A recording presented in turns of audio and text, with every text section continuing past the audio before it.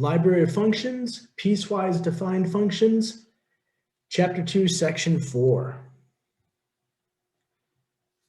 Constant function, f of x is equal to b, where b is a real number. As you can see, this is just a horizontal line. It has a domain of all real numbers, and the range is b. Whatever the function is equal to, it stays that. Constant function. There's no x-intercept unless b is equal to 0, in which case the x-intercept is the set of all real numbers. Y-intercept is b. The function is even, meaning that it's symmetric with respect to the y-axis. F of x is equal to b is continuous and constant on its entire domain, from negative infinity to positive infinity, and there are no local minima nor local maxima. The identity function, f of x is equal to x. And I should state that these are all functions that one should be familiar with if they're planning on dealing with topics in pre-calculus, calculus, and other advanced math classes. So identity function f of x is equal to x, basically y equal x. As you can see, it's just a slanted line. It's essentially at a 45-degree angle. The domain is from negative infinity to positive infinity, as is the range. The x-intercept and y-intercept both occur at the origin. The function is odd because it's symmetric with respect to the origin. It's continuous and increasing on its entire domain, and there are no local minima nor maxima. The squaring function, f of x is equal to x squared. So as we see, that's a parabola that's opening upward. The domain is the set of all real numbers. The range is from 0 inclusive to infinity. The x-intercept and y-intercept both occur at the origin. Function is even, seeing as it's symmetric about the y-axis. It decreases on the interval from negative infinity to 0 inclusive, and increases on the interval from 0 inclusive to infinity. It's continuous on its entire domain, and it has an absolute minimum of 0 at x equal to 0. The cubing function, f of x equal to x cubed. The domain is the set of all real numbers, as is the range. X-intercept and y-intercept both occur at the origin. The function is odd, meaning that it's symmetric about the origin. It's continuous and increasing on its entire domain. There are no local minima nor local maxima. The square root function, f of x is equal to the square root of x. Now you will take note that there is a kind of definition happening here, and we'll see it as we see the domain and range, that we are ignoring the negative y values that could come from this. So you see that the domain is from 0 to infinity, the 0 included. The range is from 0 to infinity. See, if we allowed it to be that full parabola opening to the right, we would no longer have a function. So therefore we define the range being from 0 inclusive to infinity. The x and y intercept both occur at the origin. It's neither odd nor even. It's continuous and increasing on its entire domain. And it has an absolute minimum of 0 at x equal to 0. The cube root function, f of x is equal to the cube root of x, as we see here, looks very similar to the cubed function, except it's kind of flipped. The domain and range are both the set of all real numbers. The x and y intercepts occur at the origin. The function is odd, being that it's symmetric with respect to the origin. It's continuous and increasing on its entire domain, and there are no local minima nor local maxima. The absolute value function, f of x is equal to the absolute value of x. seeing that that's always going to keep us positive, because when you have a negative value and you take the absolute value of it, it becomes positive.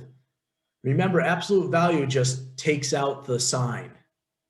So positive numbers remain positive, negative numbers become positive, 0 remains 0.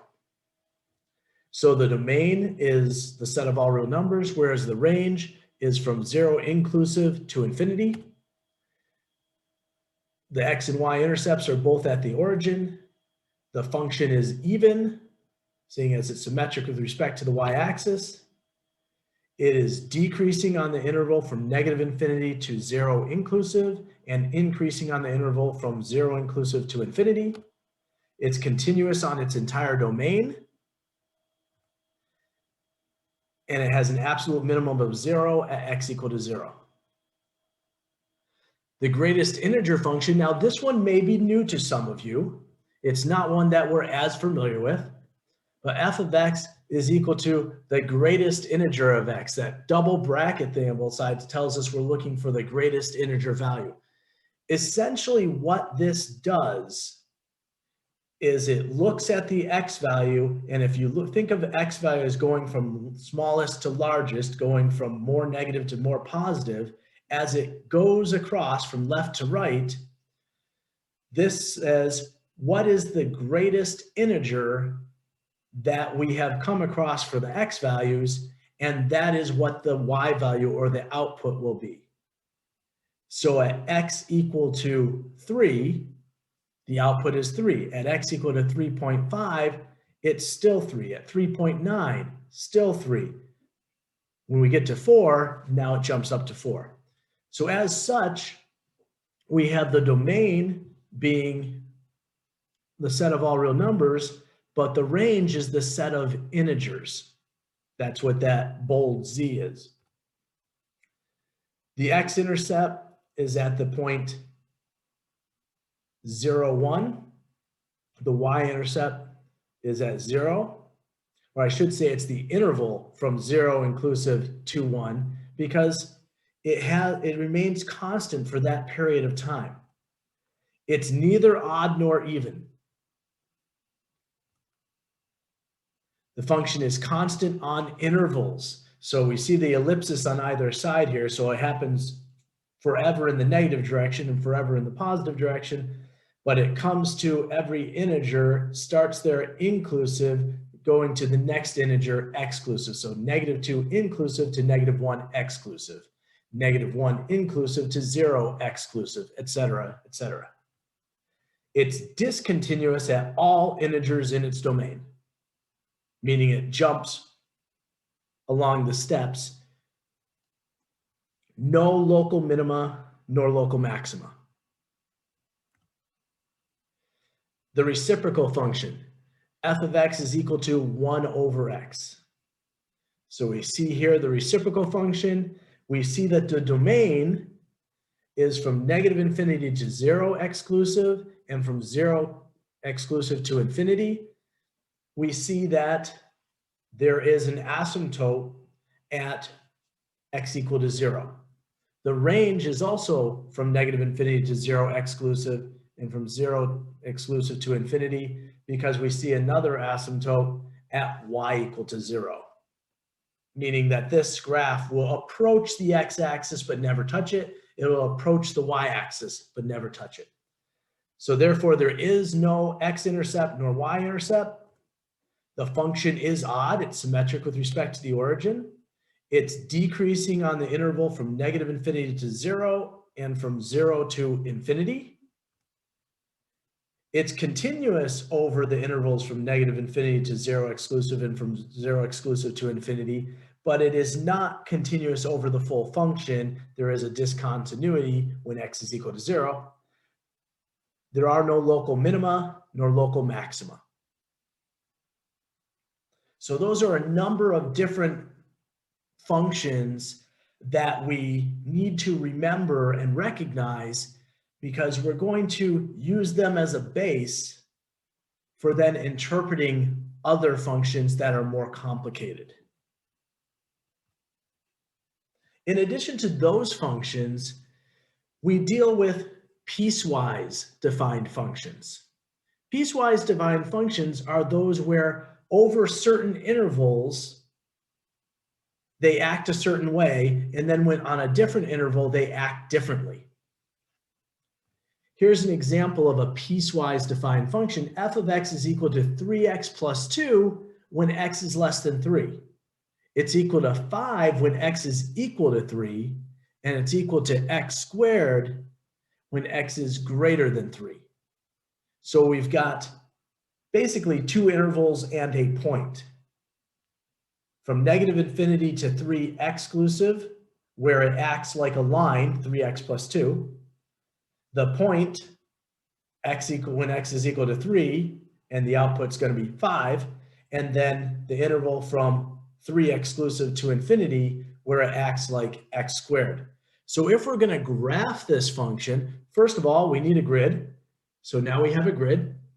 And what we want to do is we want to break it into these different intervals, these different pieces. So I'm going to put a dotted line at x equal to 3, because that's where it's going to split. And I'm going to look at the first part of it, 3x plus 2 when x is less than 3. Now, less than 3 means it can go all the way up to, but not be 3. So what I'm going to do is I'm going to plug 3 into that. So 3 times x is plus 2 is equal to 3 times 3, or 9 plus 2, or 11. So when x is equal to 3, that first piece of this gives me 11, but that is not a point on the function. So I'm going to put an open circle at 311. Then I'm going to work my way to the left. Well, this is a line with a slope of 3. So as I move to the left by 1, I'm going to go down by 3. So I'm just going to draw this line in with that slope of 3. So I'm going to work my way down. Now I go, when x is equal to 3, y is equal to 5. So all I have to do there is put a dot. And that's going to be a filled in circle because it does include that point, and that is the point.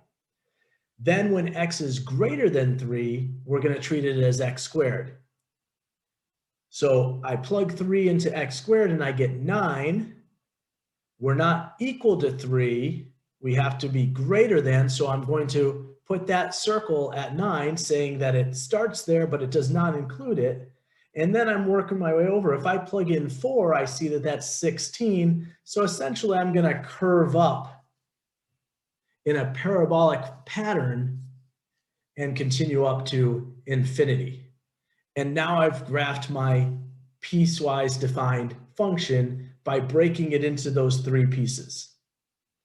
So break it into the different intervals, graph the particular function, that piece of it, within each of those intervals, and then you get your total function. And you'll see that with this function, I didn't put it on the screen, but you will see that it does have a domain of all real numbers. It goes from negative infinity to 3, exclusive, but then it has a value for 3, and then from 3 exclusive to infinity. So the domain is all real numbers. We also can see that the range, even though this is discontinuous and we have these open circles in a couple points, the first piece of it does go down to negative infinity. The last piece of it does go up to positive infinity, and we see there's overlap there. So the range of this function is also the set of all real numbers.